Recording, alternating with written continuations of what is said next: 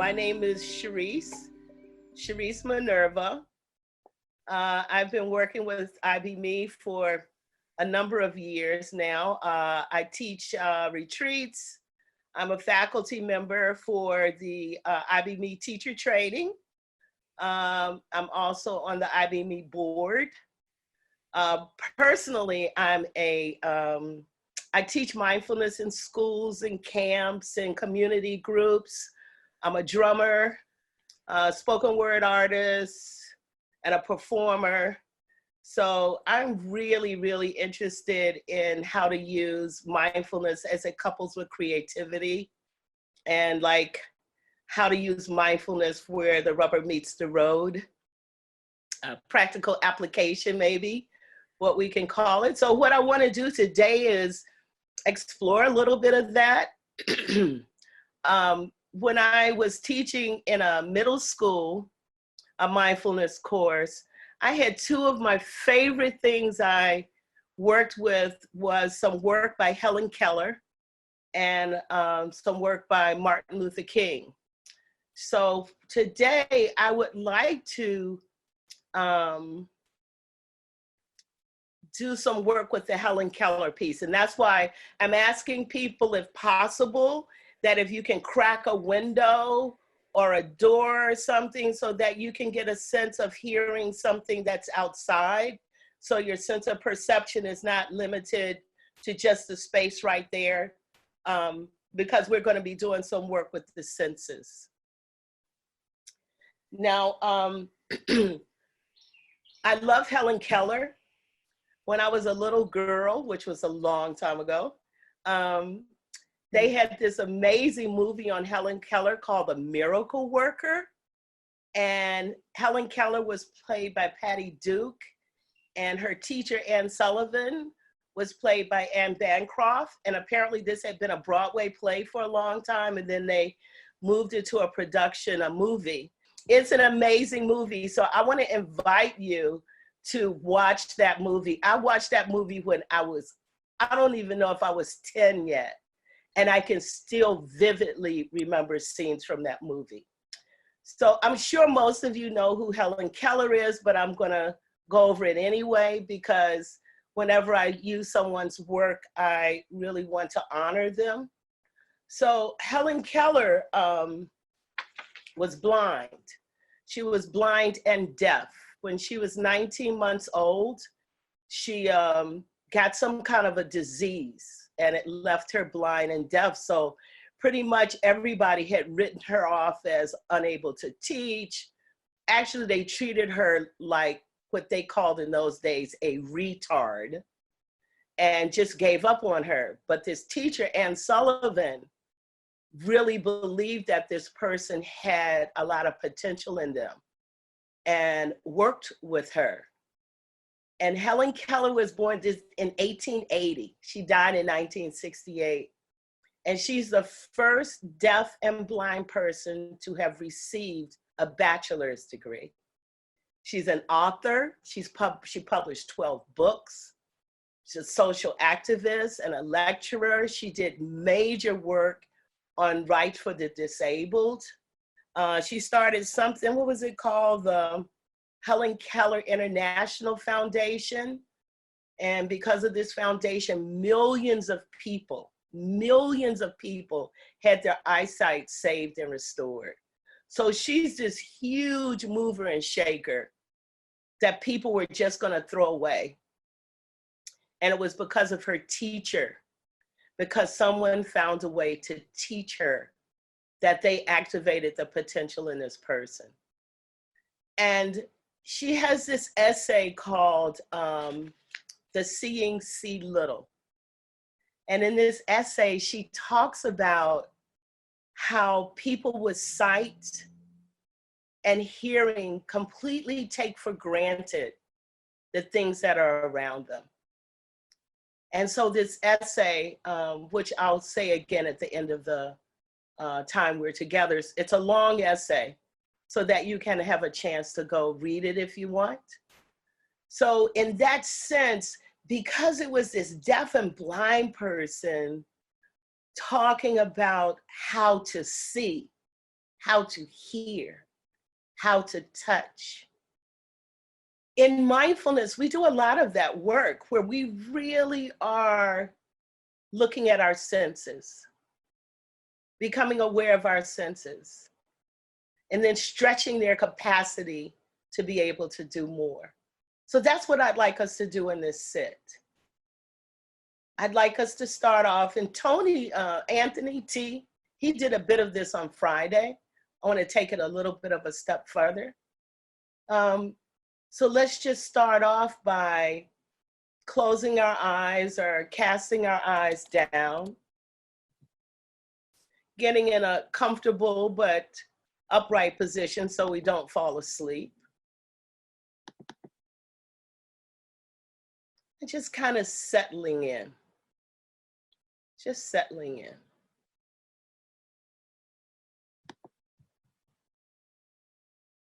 Let's initially notice how we're breathing,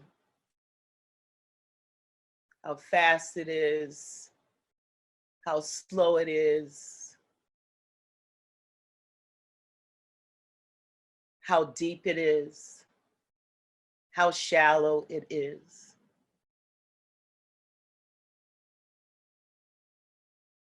How much of our torsos that we are engaging. Perhaps it's just the top of our torso. Perhaps it's going all the way down to our belly. Our shoulders rise and fall.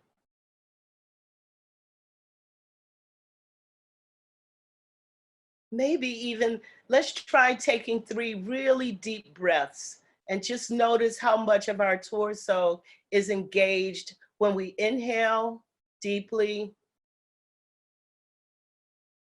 and when we exhale deeply.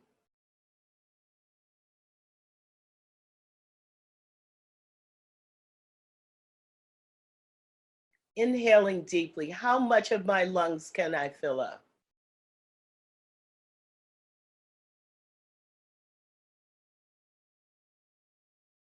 And then as I exhale, how much can I deflate this balloon?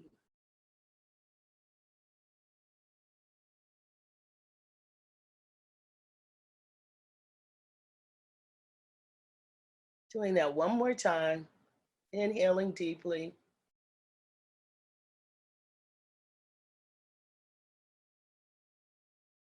Exhaling deeply.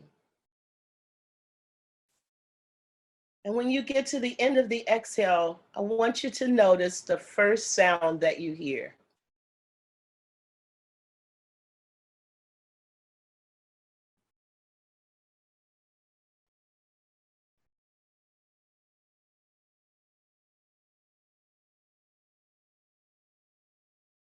Perhaps that's a fan blowing or the AC unit. It might be someone speaking in another room.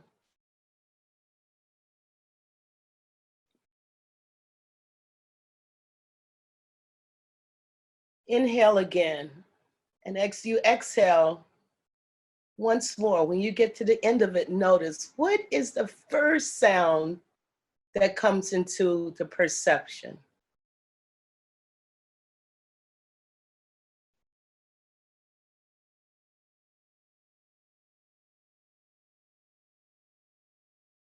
Now spread that and find 3 more sounds in your environment.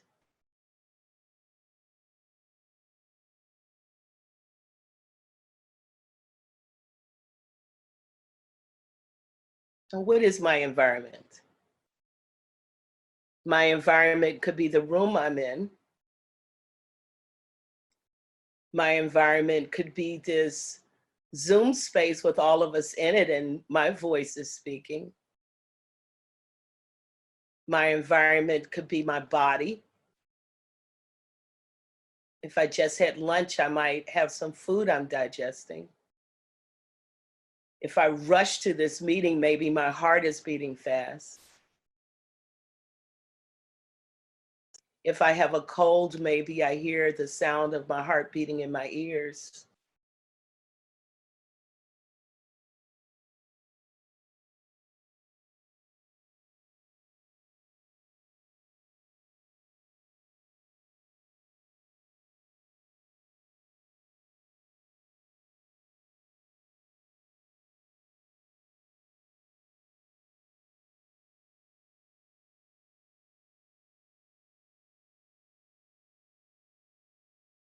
Again, inhaling deeply.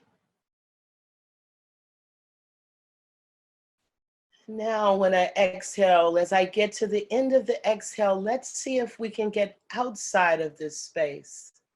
Can we creep outside of the window? Can we creep outside of the room? Our attention snaking through our environment, investigating what sounds are there for me to find. I'm a sound inspector.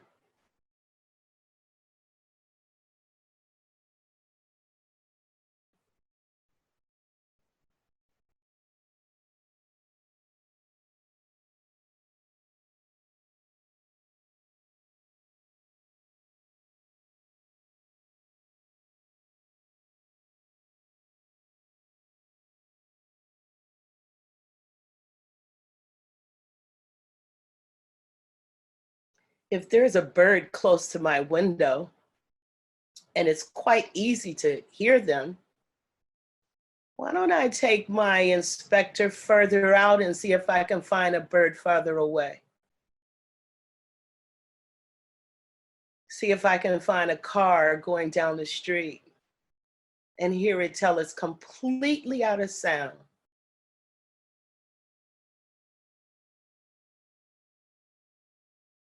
And maybe if it's raining where you are, what did the droplets sound like on the roof, on the sidewalk?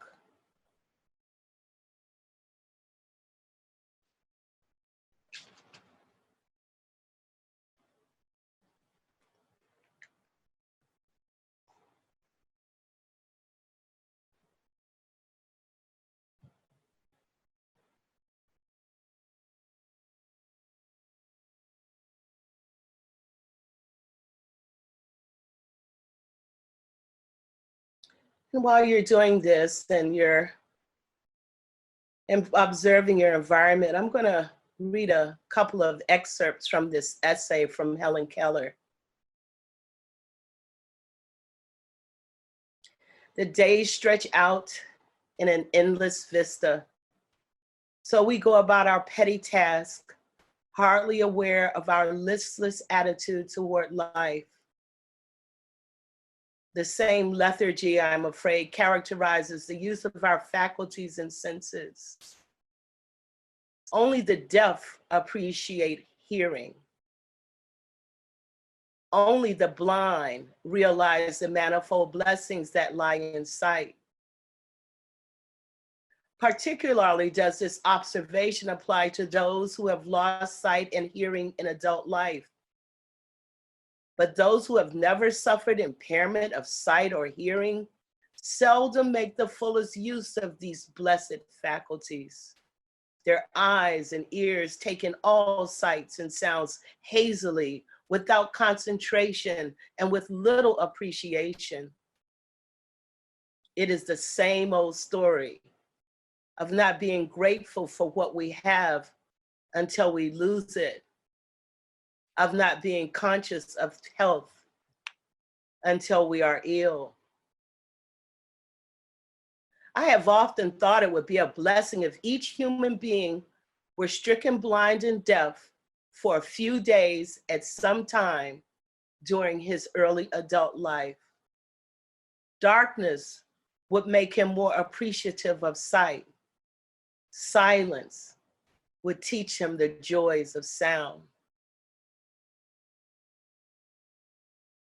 Let's take this sound inspector and let's act like we haven't heard before. This is a new hearing, this discovery of sound. What sounds are there in my environment that I've never discovered? That even though they've been with me all the time, I haven't paid attention to them. But right now, in these few minutes, I'm going to find them. Let's explore.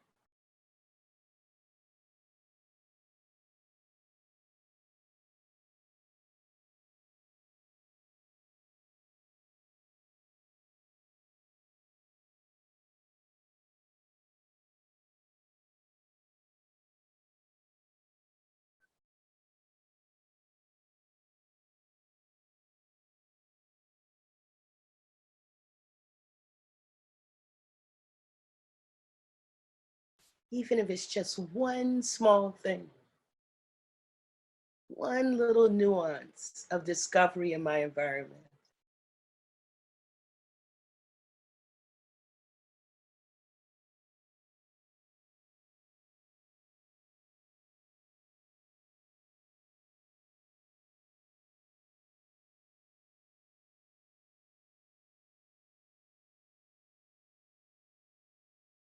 And let's move from that to the idea of seeing. With my eyes closed, have I ever thought about all of the colors I see? Is it only some blackness when my eyes are closed?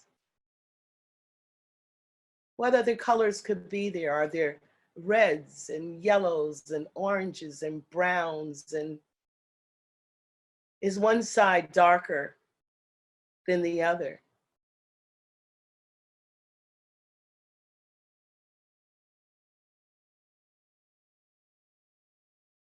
I worked with some 5-year-olds, and we had a whole class where they talked about what they saw when their eyes were closed.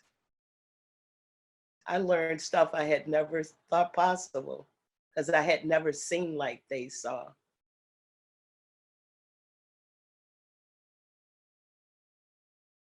Helen Keller goes on to say, now and then I have tested my seeing friends to discover what they see.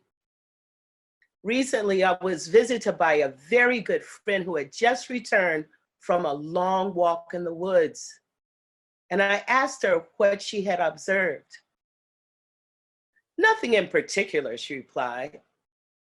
I might have been incredulous had I not been accustomed to such responses. For long ago, I became convinced that the seeing see little. How is it possible, I asked myself, to walk for an hour through the woods and see nothing worthy of note? I, who cannot see, find hundreds of things to interest me through mere touch. I feel the delicate symmetry of a leaf. I pass my hands lovingly about the smooth skin of a silver birch or the rough, shaggy bark of a pine. In spring, I touch the branches of trees, hopefully in search of a bud, the first sign of awakening. Nature, after her winter sleep. I feel the delightful velvet texture of a flower and discover its remarkable convolutions, and something of the miracle of nature is revealed to me. Occasionally, if I am very fortunate, I place my hand gently on a small tree and feel the happy quiver of a bird in full song. I am delighted to have the cool waters of a brook rush through my open fingers. To me, a lush carpet of pine needles or spongy grass is more welcome than the most luxurious Persian rug. To me, the pageant of seasons is a thrilling and unending drama, the actions of which streams through my fingertips.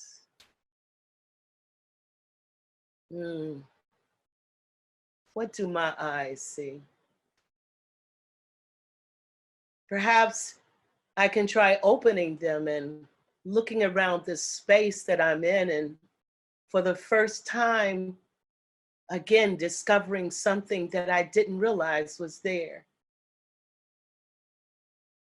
Maybe it's the way a bowl leans on a shelf or one book rests on another. How the light hits the panels of wood in the floor, or the way the curtains blow in the breeze. And then once I've opened and looked at these things, I close my eyes again. And what do I see? Has it changed from when my eyes were closed before?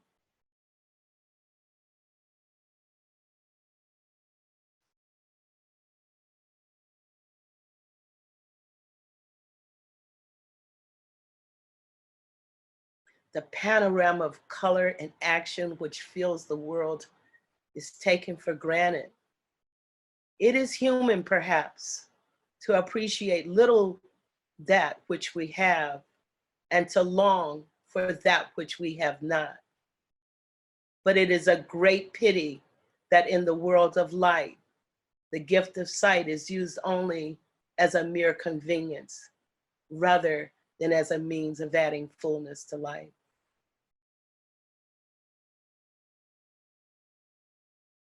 So we've done the sound, we've done some sight, and I'd like to do one more, touch.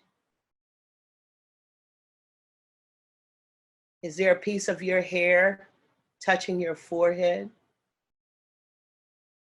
or touching your neck? How are your hands placed? Are they touching each other? Are they resting on a piece of cloth, your pants, your skirt, the bedspread, a chair? Are the palms of your hands warm? Are they cold? Are they dry? Are they sweaty? Is one side of your hand different from the other? How does it feel to have the air pass across your hands, pass across your shoulders, pass across your face? How does it feel to swallow and feel the liquid moisture move down your throat?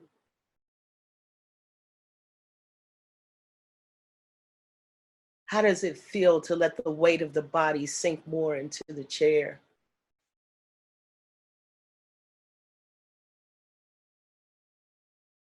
How does it feel to just feel the circulation of life, the blood running, the prana of life force, just circulating around the body?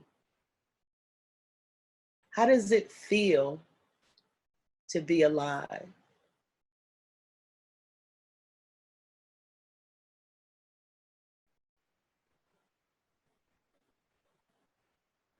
So for these last few minutes, I'd like you to explore your senses, and I'd like you to ponder which of your senses is your favorite, and which of your senses would you be willing to give up? If you had to choose one sense to lose, which one would it be? And if you had to choose one sense that you would hold on no matter what for the rest of your existence, which one would it be?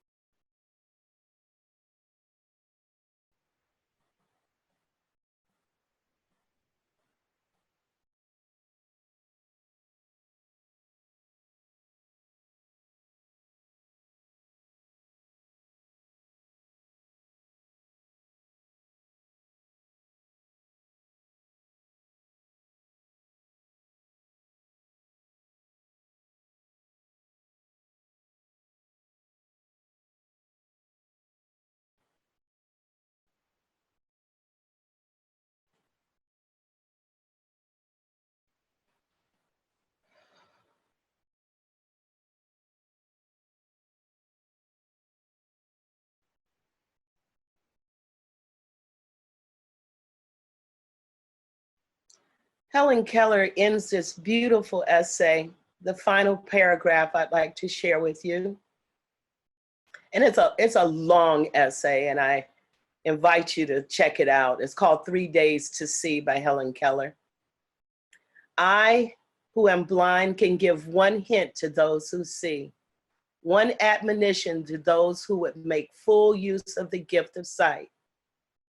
Use your eyes as if tomorrow you would be stricken blind.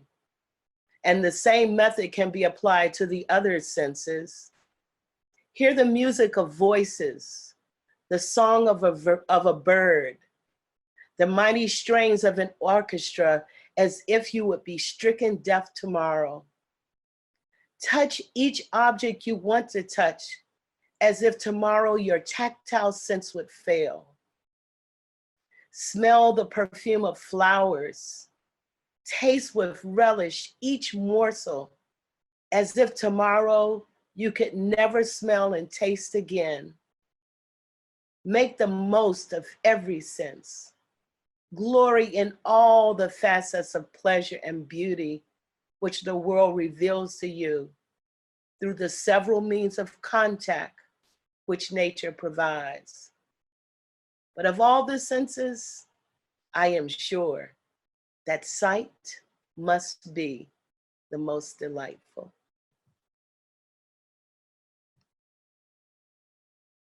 So gradually now, let's do a couple of deep inhales and exhales. And when you get to the end of your last exhale, gradually bringing ourselves back to the space.